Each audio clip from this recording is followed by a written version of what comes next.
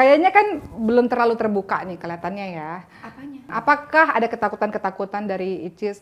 Aku nggak mau cerita-cerita dulu deh. Pertimbangan yang pertama tentu sebenarnya pengen lebih fokus kepada masing-masing dulu.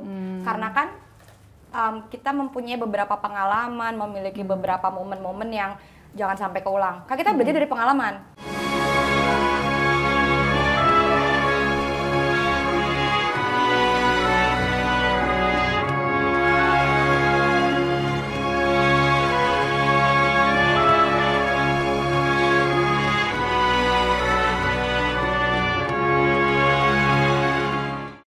Menurut Mbak Oki, sejauh manakah kita harus saling terbuka kepada calon pasangan? Ini bertanya aja. Nah ini juga menarik nih Cis, karena iya. Cis ada satu pengalaman.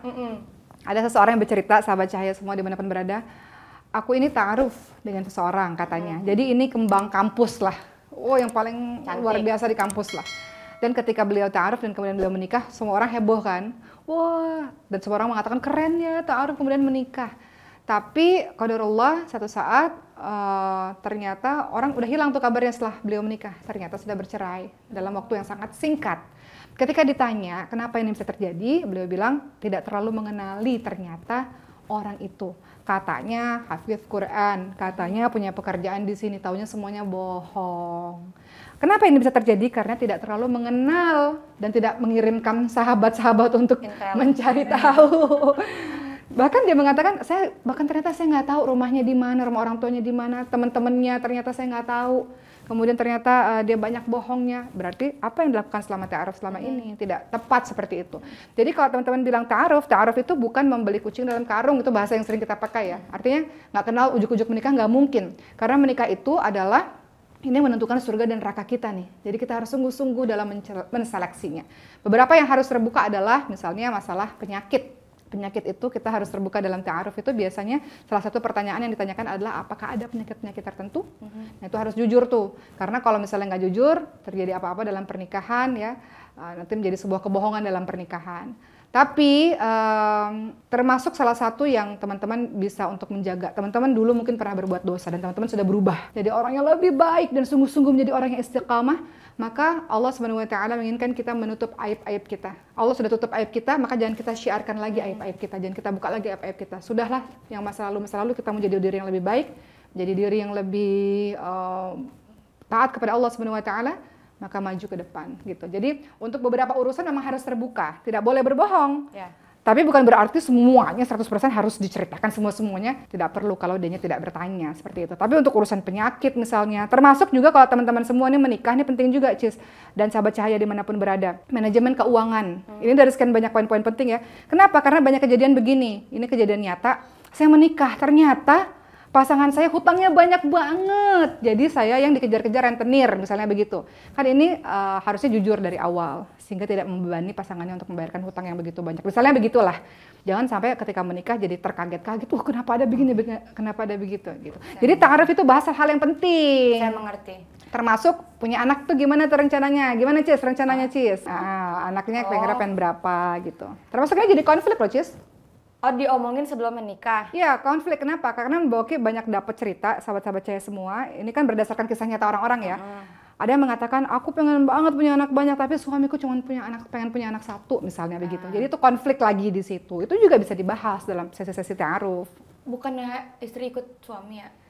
Iya kan terkadang orang ada keinginan. Tapi kalau aja sendiri pengen berapa? Kalau aku pengennya kan ikut kayak ibuku. Anaknya ibuku kan 3. Yang pertama kakak Oki, yang kedua kakak Cindy, yang ketiga kakak Ricis. Aku tuh pengennya sama kayak ibuku, punya anak 3. Terus kan nanti kan aku pengennya dipanggil ibu, si abang dipanggil papa, biar kayak ibu sama papa aku. Alhamdulillahnya tuh benar-benar beliau menerima apapun yang aku ajukan. Gitu. Cis, ini mau nanya nih Cis ya. Kayaknya kan belum terlalu terbuka nih kelihatannya ya. Apanya? Ini pemberitaan mengenai ini Icisnya masih belum terlalu gamblang menjelaskan. Apakah ada ketakutan-ketakutan dari Icis? Aku nggak mau cerita-cerita dulu deh, nanti kalau memang segalanya udah pasti aku akan cerita. Atau kenapa sampai Ricis kok masih keep? Tuh apa? Pertimbangan yang pertama tentu sebenarnya pengen lebih fokus kepada masing-masing dulu. Karena kan kita mempunyai beberapa pengalaman, memiliki beberapa momen-momen yang jangan sampai keulang. Kan kita belajar dari pengalaman. Karena pengalaman adalah guru terbaik. Jadi karena aku belajar, jadi untuk yang ini pengennya tuh yang terbaik dari yang terbaik. Save the best for the last. Karena kan pengennya satu untuk seumur hidup, insya Allah mudah-mudahan. Jadi kebahagiaan ini hanya kita dan keluarga kita saja yang tahu dulu.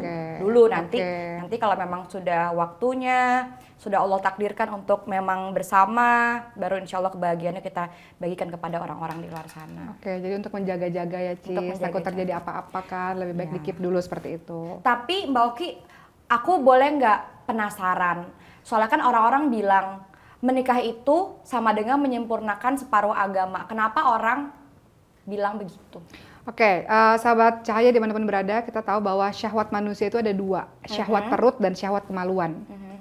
Ketika seseorang sudah menikah, dia sudah terlindungi dari segi syahwat kemaluan, artinya sudah diselamatkan dari situ. Sehingga yang harus dijaga adalah syahwat perutnya. Jadi maksudnya untuk masalah, insya Allah tidak akan lagi terjebak kepada zina dan sebagainya karena sudah ada pasangannya. Jadi sudah tersalurkan di situ. Tapi yang harus dijaga adalah syahwat perutnya, tentang ketamakan, keserakahan terhadap harta, terhadap itu juga ujian yang besar itu yang harus dijaga. Jadi kalau orang sudah menikah, dia sudah selamat dari setengahnya. Yang syahwat kemaluan tadi, tinggal dia jaga syahwat yang setengahnya lagi, seperti itu. Dan kalau menikah, Masya Allah, kalau dulunya pandang-pandangan, pegang-pegangan semuanya haram dan dosa, setelah menikah, Masya Allah semuanya bernilai ibadah. Betul, soalnya katanya pahala terbesar, pahala menikah. Jadi rencananya tahun ini apa depan apa gimana? Belum tahu. Rencana saya sebagai manusia biasa sih pengennya penutup tahun ini, karena kan tergantung ketentuan Allah. Kalau misalnya Allah menentukannya mungkin tahun depan atau kapan atau mungkin lebih cepat, kan kita nggak tahu. Jadi sahabat cahaya doain ya. Berdoa, ikhtiar, pasrahkan. Menurut seorang Ria Ricis, istri yang solehah itu seperti apa sih? Istri yang solehah tentu yang pertama yang menurut sama suaminya. Karena percuma dia hartanya banyak, pintar sekolah sampai luar negeri, ke negeri Cina, kalau dia nggak nurut sama suaminya. Jadi kita nurut apa yang suami bilang untuk kebaikan. Betul. Betul. Jadi yang Icis bilang nih, sahabat cahaya semua, sebenarnya ada dalam surah An-Nisa ayat 34. A'udzubillahi minasyaitonirrajim. Fasholihatu qanitatun hafidhatul lil ghaibi bima hafidhallah.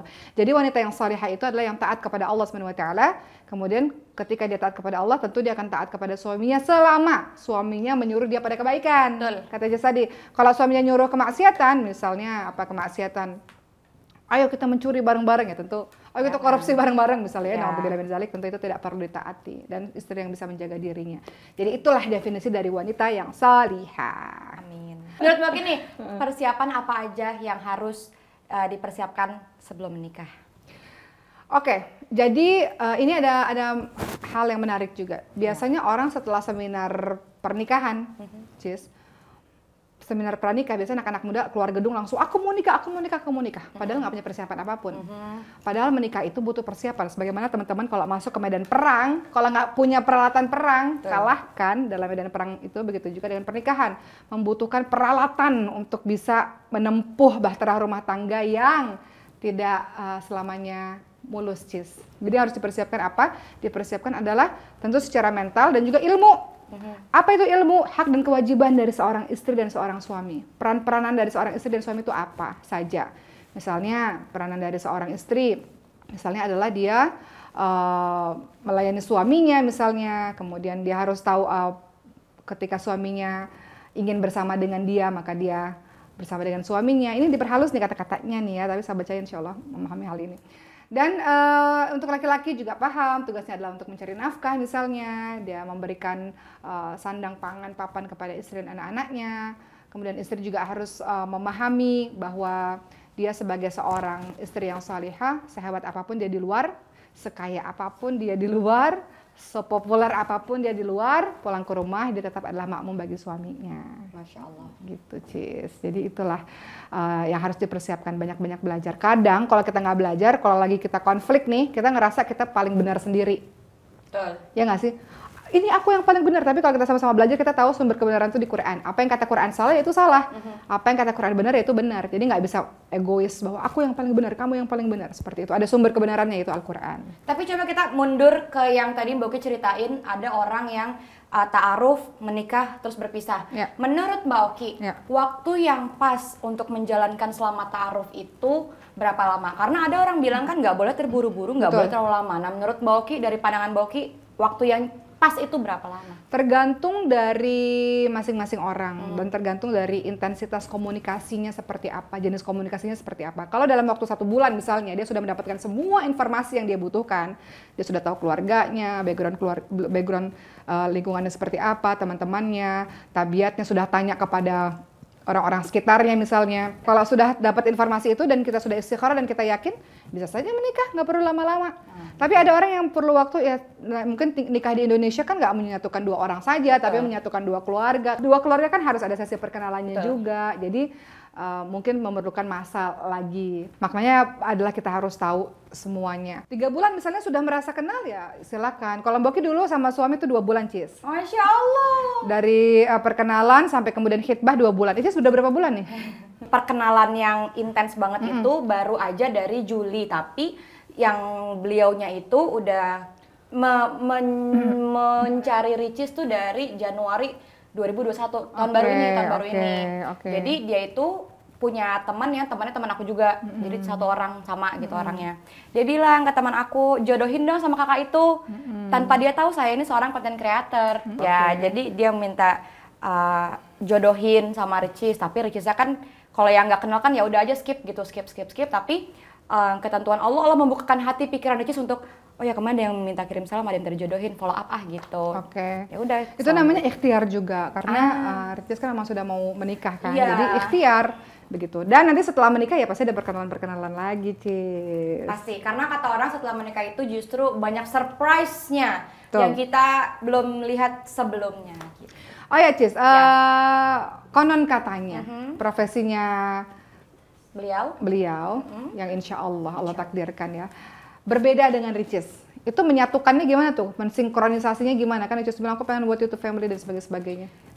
Kita udah bahas secara personal tentang pekerjaan kita masing-masing sejak beberapa waktu yang lalu.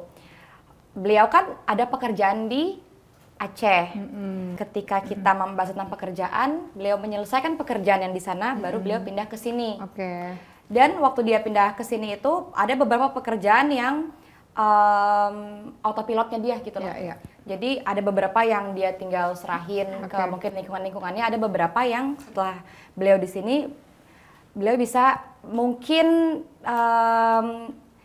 ngikut pengennya Icis gitu. Jadi alhamdulillah ketika kita membahas tentang pekerjaan itu beliau menyetujui untuk kita ambil jalan tengahnya, beliau pindah ke sini, beliau menyetujui bahwa beliau bergabung dengan dunianya Ricis dan di mana yang di Aceh masih di-autopilotin sama beliau. Cis, ini ada satu yang menarik, Cis. Jadi dalam sesi ta'aruf kan saya kan turut hadir serta ya, Cis ya. Iya. Menjadi bagian di situ kan, Cis.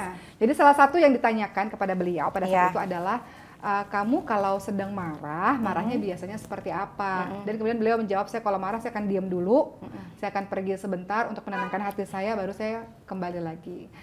Kira-kira dengan manajemen marah seperti itu, dengan karakternya Ricis, menurut Ricis itu seperti apa? Ketika Ricis, insya Allah takdirkan dengan seseorang yang ketika dia marah, dia memilih untuk diam dulu, pergi dulu sebentar, sampai tenang dia kembali lagi. Apakah Ricis begitu juga? Atau enggak, pokoknya harus hari itu dibahas, saat itu dibahas, atau seperti apa? Sejauh ini Ricis, kalaupun ada yang nggak cocok, atau ada penyakit hati yang memang harus nggak cocok gitu, memang ngelakuin hal yang sama. Cuman gimana caranya biar harus selesai di hari itu? Supaya tidurnya nyaman, besok pagi udah mulai hari yang baru lagi. Jadi memang mungkin kalau dibutuhkan waktu masing-masing nggak apa-apa. Karena biasanya ketika orang marah dia ngomong, dia ini, dia itu, kebanyakan kan salah yang disampaikan. Dan dia dalam keadaan tidak sadar. Jangan sampai gara-gara keadaan tidak sadar malah menghancurkan sesuatu yang sudah kita bangun dari waktu-waktu sebelumnya. Gitu. Jangan sampai menyesal karena kita ngomong dalam keadaan marah. Jadi ya ada baiknya kalau misalnya pun dalam keadaan marah, saling diam itu mungkin jalan yang terbaik, tapi dengan syarat hari ini harus selesai. Masya Allah. Jadi ini salah satu hal sebelum nikah, salah satu pertanyaan ta'aruf adalah manajemen konflik kamu nanti seperti apa. Kalau kamu selama ini, kalau kamu punya konflik gimana? Apa kamu cool? Hati-hati nih, kalau seandainya kita lihat nih, oh ini tukang pukul nih, dikit-dikit mukul, dikit-dikit Itu mungkin kemungkinan besar bisa terjadi kepada diri kita. Atau kalau kita lihat misalnya ketika masih ta'aruf, marahnya adalah marah yang melengking, kata-katanya teriak, sumpah serapah dan sebagainya, kemungkinan pun akan terjadi dalam rumah tangga. Jadi pertanyaan salah satu yang penting untuk teman-teman ajukan dalam masa ta'aruf adalah bagaimana manajemen konflik. Kalau kamu punya konflik, kalau kamu marah, apa yang biasanya kamu lakukan? Tadi Ricis bilang, diam tuh nggak apa-apa. Benar tuh Cis, karena Rasulullah ingatkan kalau kita marah itu memang lebih baik kita diam aja. Diam, duduk, berwudu. Betul. A'udzubillahi minasyaitonirrajim, karena kita lagi dikuasai syaitan. Setan itu kan tidak suka dengan hal-hal baik, menikah kan hal baik. Jadi setan akan selalu mempengaruhi bahwa berpisah. Betul, gitu. Masya Allah, seperti itu. Jadi mudah-mudahan dengan diam itu bisa terselamatkan hal-hal seperti itu tadi. Mudah-mudahan. Gitu. Jangan mau kalah sama setan. Ya. Karena sebenarnya Cis, iblis itu punya singgasana di atas laut. Dan setiap hari nanya, hai setan, kamu sudah melakukan apa? Oh, saya sudah menyuruh orang mencuri, ya biasa. Oh, saya udah nyuruh orang untuk bohong, biasa. Saya sudah menceraikan suami istri, wah keren. Nah, jadi memang itu prestasi salah satu yang tertinggi dari para setan adalah mencerai-beraikan suami istri. Cis, pertanyaan berikutnya. Apa tuh? Di pandemi ini khususnya ya, banyak sekali orang-orang yang bercerai pada akhirnya. Bercerainya kenapa? Pertama karena masalah finansial. Karena kan banyak orang-orang kehilangan pekerjaan nih, masalah finansial dan sebagainya. Kemudian yang kedua bercerai karena keseringan ketemu, Cis. Kok ketemu terus cerai? Iya, bukannya bagus ya? Karena kesering ketemu, jadi ternyata ketemu sering-sering itu jadi menyebabkan konflik. Nah, Icis nih salah satu yang Icis waspadai, kan kita ingin menikah tuh seumur hidup sampai akhir, Allah jaga pernikahan kita walaupun banyak gelombangnya luar biasa. Icis tuh apa sih yang Icis komunikasikan dengan seseorang yang insya Allah Allah takdirkan supaya terhindar dari hal-hal yang dibenci oleh Allah ini? Atau menurut Icis sendiri, jangan sampai deh terjadi ini, sehingga aku harus melakukan ini. Apa menurut Icis? Supaya nggak bercerai itu gimana sih, Cis? Yang pertama tentu jangan pernah putus komunikasi. Komunikasi itu penting loh. Jangan sampai ada satu saling nutupin ini, satu nutupin itu, ujung-ujungnya meledak keluar tuh ungkit-ungkitan. Oh, kenapa kemarin nggak bilang kalau kayak gitu kan maksudnya. Jadi ada baiknya saling komunikasi, biar saling mempelajari di mana yang kurang. Itu penting komunikasi. Betul, karena banyak juga kasus perceraian itu karena kurangnya komunikasi. Oke. Itu sih. Teman-teman semua, sahabat cahaya, ini juga penting.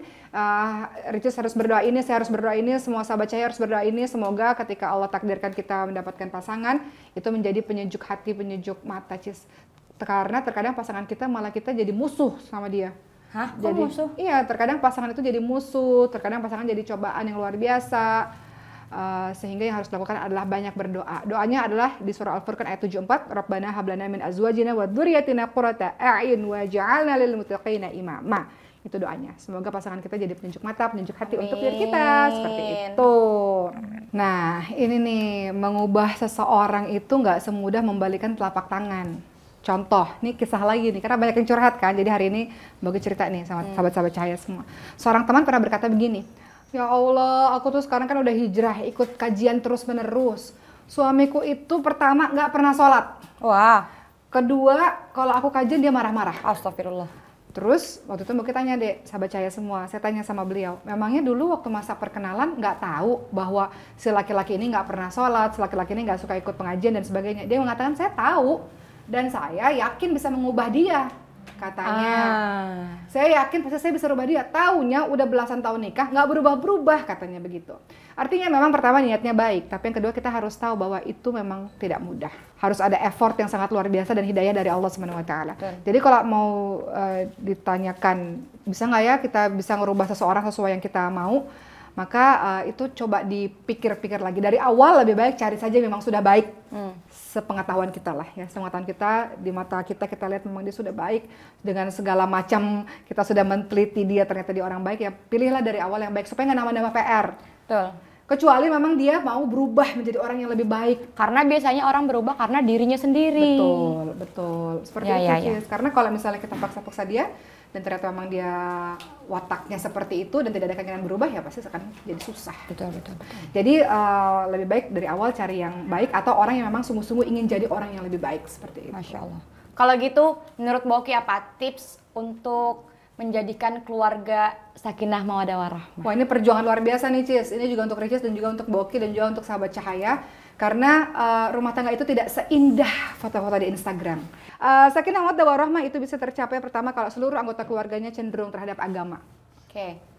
istrinya, kepada agama, suaminya juga, anak-anaknya juga. Kalau terjadi apa-apa, perbaiki hubungan dengan Allah, maka Allah perbaiki hubunganmu dengan sesama manusia. Hablum minallah, hablum minannas. Ya, betul, itu kuncinya. Jadi kuncinya kalau kita ada masalah apa-apa, larinya ke Allah dulu, banyak nangis sama Allah, banyak tahajud dan sebagainya, dan Allah akan selesaikan hubungan kita dengan sesama manusia.